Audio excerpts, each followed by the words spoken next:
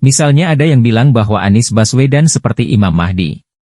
Jika umat tidak menggunakan akal sehatnya maka apa yang diucapkan tokoh agama itu langsung ditelan mentah-mentah saja. Padahal Imam Mahdi itu sangat tidak layak disandingkan dengan seorang Anies Baswedan. Anies Baswedan hanyalah seorang politisi yang sedang berburu kursi kekuasaan di negeri ini. Sedangkan yang namanya Imam Mahdi adalah keturunan dari Rasulullah atau Nabi Muhammad yang ciri-cirinya sangat jauh berbeda dengan seorang Anies Baswedan.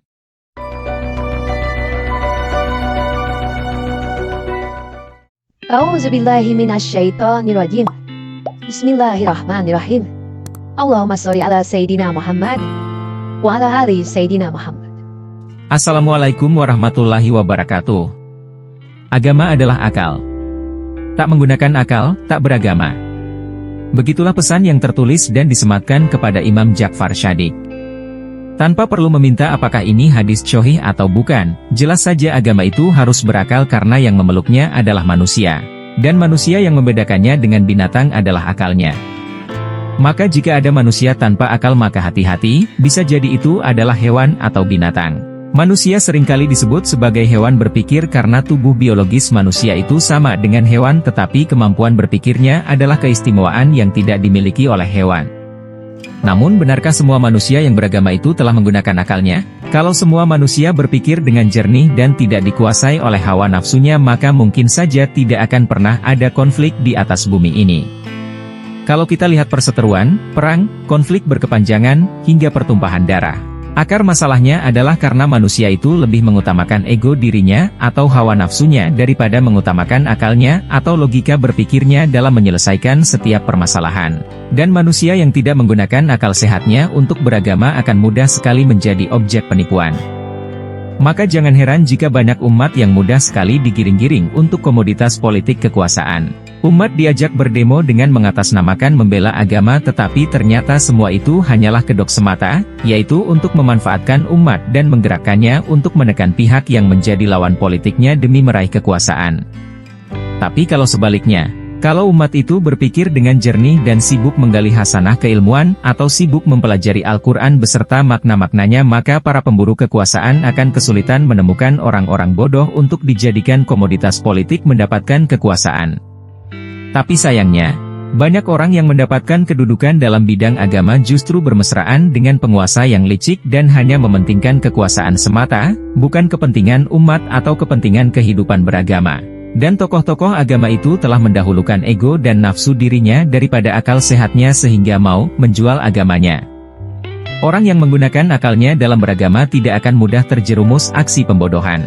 Orang yang beragama berdasarkan akal sehat tidak akan mudah terpengaruh dengan jebakan doktrin-doktrin. Dan bahkan orang yang menggunakan akalnya dalam beragama tidak akan mudah diperlakukan rendah oleh mereka yang mengaku sebagai tokoh agama yang terhormat dan mulia. Padahal jiwanya kerasukan setan atau iblis yang licik. Akhir-akhir ini, dalam dunia politik Indonesia, tidak sedikit orang yang terjebak dalam pembodohan karena mengatasnamakan agama. Bahkan ada tokoh agama yang terkenal dan dianggap sangat karismatik, atau bahkan dijadikan sebagai guru panutan, ternyata bisa melakukan hal-hal yang membuat akal sehat bertanya-tanya, atau membuat akal sehat jadi geli mendengarkan ucapannya. Misalnya ada yang bilang bahwa Anies Baswedan seperti Imam Mahdi. Jika umat tidak menggunakan akal sehatnya maka apa yang diucapkan tokoh agama itu langsung ditelan mentah-mentah saja. Padahal Imam Mahdi itu sangat tidak layak disandingkan dengan seorang Anies Baswedan. Anies Baswedan hanyalah seorang politisi yang sedang berburu kursi kekuasaan di negeri ini. Sedangkan yang namanya Imam Mahdi adalah keturunan dari Rasulullah atau Nabi Muhammad yang ciri-cirinya sangat jauh berbeda dengan seorang Anies Baswedan. Anies bukanlah siapa-siapa. Dia hanya seorang mantan rektor Universitas Paramadina yang kemudian terjun ke dunia politik. Lalu pada Pilkada Jakarta tahun 2017 lalu, Anies menggunakan politik ayat dan mayat untuk merebut kursi gubernur dari tangan Ahok. Dan selama Anies menjadi gubernur DKI, hampir tidak ada prestasi yang bisa dibanggakan warga Jakarta, malah kalah jauh dengan kinerja Ahok yang berkarakter pekerja keras dan cerdas. Anies bekerja hanya dengan kata-kata semata, atau omdo. Tokoh agama yang bilang bahwa Anies seperti Imam Mahdi itu, adalah tokoh yang sudah dikenal luas di kalangan komunitas tarekat. Jika umat tidak mau berpikir maka orang ini akan dianggap suci, sehingga ketika berkata bahwa dia baru saja ke surga dan ada barang yang dibawa dari surga, Maka umat yang tidak berpikir itu akan langsung percaya begitu saja. Bahkan ada salah satu tayangan video, tokoh agama ini membagi-bagikan pisang ke jemaah pengajian dengan cara melemparkannya ke arah jemaah.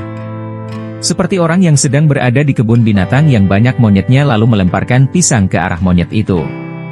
Nauzubillah min zalik, orang yang tidak berpikir akan memaklumi atau merasa senang saja dirinya dilempari pisang itu.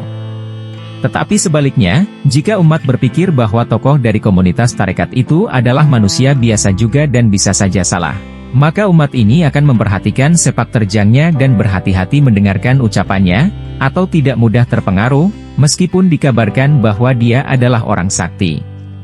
Bahkan umat yang berpikir itu akan berkata, siapapun dia, orang itu jelas bukan Tuhan. Dan kenabian itu sudah berhenti pada Nabi Muhammad. Kalaupun ada orang yang suci, tidak mungkin mengeluarkan perkataan yang nyeleneh begitu, dan tidak mungkin melempar pisang ke arah jemaah. Ketahuilah, dunia ini memang sangat memikat. Padahal semua manusia yang hidup di dunia ini tidaklah akan berlama-lama. Kekuasaan dalam komunitas agama maupun kekuasaan dalam pemerintahan pun tidak akan lama, semua akan sirna seiring dengan waktu. Dan hanya mereka yang menggunakan akal sehatnya. Semoga selamat dari kehancuran dan pembodohan atas nama agama.